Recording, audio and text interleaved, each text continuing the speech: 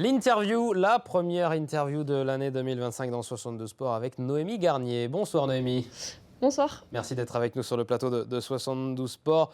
Retour tout d'abord sur l'actualité. Vous étiez à Sablé-sur-Sarthe également. On en parlait du cyclocross national de Sablé-sur-Sarthe pour le traditionnel donc, cyclocross du parc du Château. Ça s'est bien passé pour vous encore ? Oui, je gagne au scratch. Il y avait des conditions un peu difficiles avec pas mal de courses à pied dû à la pluie qui est tombée là, ces derniers jours.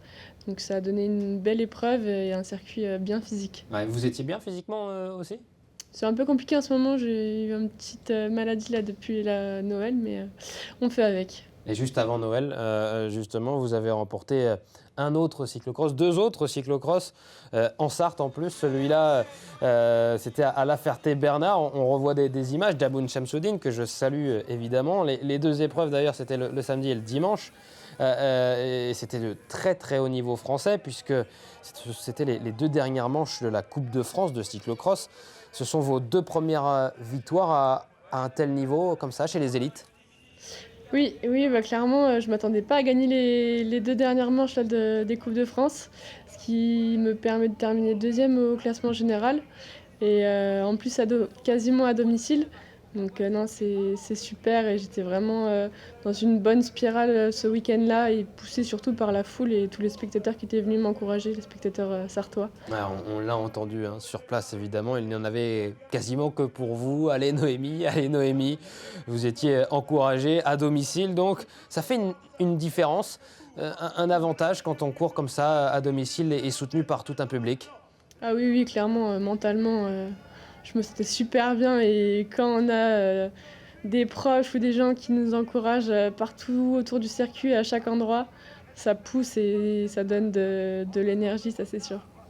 Vous êtes essayé également à la Coupe du Monde après la Coupe de France donc, du côté de La Ferté-Bernard et toute cette saison de Coupe de France de cyclocross. On voit justement la joie et l'émotion à l'arrivée. La Coupe du Monde également à Besançon, ça a été, ça l'a fait sur un circuit là aussi très gras. Oui, c'était assez gras et je partais quasiment dans les dernières lignes. C'était le moment où j'étais très malade, donc j'ai vraiment subi la course, mais c'était quand même une belle première expérience en Coupe du Monde pour moi et ça sera sûrement, enfin c'est ma première et dernière Coupe du Monde de la saison, donc je suis contente d'y avoir participé. Comment vous jugez cette saison de cyclocross pour vous ? Du coup, avec mes deux victoires à La Ferté sur les Coupes de France réussies. Après, c'est vrai qu'il reste un dernier objectif ce week-end avec les championnats de France à Pontchâteau, en Loire-Atlantique, pour la dernière course de la saison avant de couper pour la saison de VTT. Vous y allez pour être championne de France ? Franchement, au vu des conditions et de ma forme des derniers jours, je m'attends plus à grand-chose. Mais si je pouvais décrocher une médaille, ça serait déjà un beau résultat. Ouais. Départ en première ligne ? Je sais pas du tout. Je pense, oui. C'est à Pontchâteau ? Oui.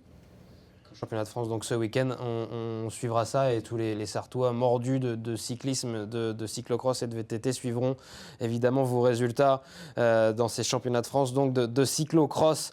Est-ce que le cyclocross, on va parler du VTT qui est votre discipline de prédilection, est-ce que le cyclocross c'est aussi quelque chose que vous appréciez, Est-ce que vous allez en faire de plus en plus ou vous préférez rester concentré uniquement sur le VTT ?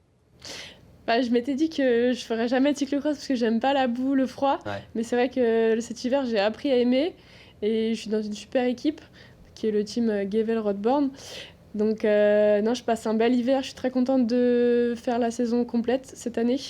Et donc finalement, je m'y suis mise parce que j'ai fait une saison quasiment blanche en VTT en 2024 dû à un problème de genou et une opération au mois de mai. Et à l'avenir, pourquoi pas réitérer un hiver en cyclocross. Et justement, cette blessure, venons-en, parlons avant de venir à vos objectifs pour 2025 en VTT, qui est votre objectif numéro 1, évidemment. Cette blessure qui vous a causé une saison blanche en 2024 au niveau du VTT, un genou qui vous a longuement embêté. Oui, en fait, il m'a embêté déjà dès le mois de janvier. J'ai fait une première IRM, ensuite une deuxième IRM qui a montré donc une plica, c'est un repli dans l'articulation du genou qui venait enflammer à chaque flexion-extension. Et donc c'est le mouvement finalement qu'on répète 90 fois par minute quand on pratique le cyclisme. Donc opération au mois de mai et ensuite toute la réathlétisation et la période post-opératoire qui a été longue, mais Vous avez mis du temps à remonter sur un vélo? euh, ça a duré, ça a quand même été assez rapide, mais au bout de 3 semaines, un mois, j'ai pu Ouais. reprendre l'entraînement. Donc déjà 3 semaines, un mois en vélo, on perd quand même beaucoup de conditions physiques. Il a fallu se réentraîner, remonter sur le vélo d'abord avant d'aller sur les premières compétitions. Vous avez quand même réussi à participer à 2 Coupes du Monde chez les élites? Oui, du coup, j'ai pu participer aux 2 dernières Coupes du monde qui avaient lieu donc, aux États-Unis et au Canada. Merci à mon équipe Creuse Oxygène d'ailleurs pour ça, parce que c'est vrai que c'est des déplacements assez loin et du coup, en fait, j'avais plus de points UCI, puis je jouais pas du tout le général. Mais comme c'était ma première saison en élite, ça m'a permis de faire mes 2 premières Coupes du monde dans cette catégorie et de me rendre compte finalement à quoi m'attendre pour la saison 2025, parce que c'est vrai que ça reste une marche assez élevée de passer de la catégorie espoir à élite. Et ces objectifs, justement, en 2025, quels sont-ils concernant le VTT? Donc oui, là j'espère faire une belle saison de VTT et une saison complète surtout. Et franchement, j'aimerais bien faire un top 20 en Coupe du Monde et participer au championnat du monde.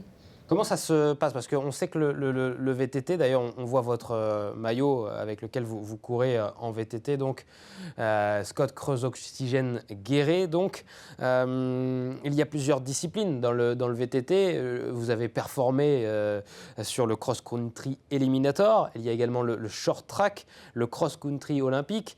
Tout ça, c'est surtout en fonction de la distance des épreuves. Sur quelle course vous allez être aligné et quels seront vos objectifs sur ces courses-là? La discipline qui me fait rêver forcément c'est le XCO, la seule discipline olympique du VTT.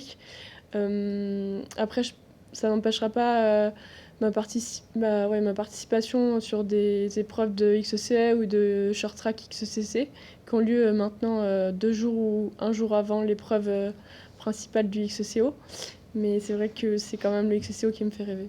Ouais, le cross-country olympique. Donc, et comment au quotidien, en Sarthe, vous faites pour vous entraîner justement au cross-country olympique? Dans quel coin vous pouvez essayer de vous entraîner au mieux pour vous préparer aux différentes courses que vous allez participer, aux différentes Coupes du Monde? Si je veux vraiment faire un bel entraînement de VTT, je vais aller sur Sié-Guillaume. Après, au nord du Mans, vers la Bazoche, tout ça, on commence à avoir des circuits un petit peu plus vallonnés. Et on a également la forêt des Couves ou de Persaigne, un petit peu plus loin, qui vont être intéressantes. On vous voit d'ailleurs là, ces photos, là c'était juste quand vous avez pu commencer à remonter sur le vélo, je crois reconnaître le vieux Mans sur les images Oui. précédentes. Là, on n'est plus au Mans. Là on est de retour au Mans, on reconnaît donc le vieux Mans.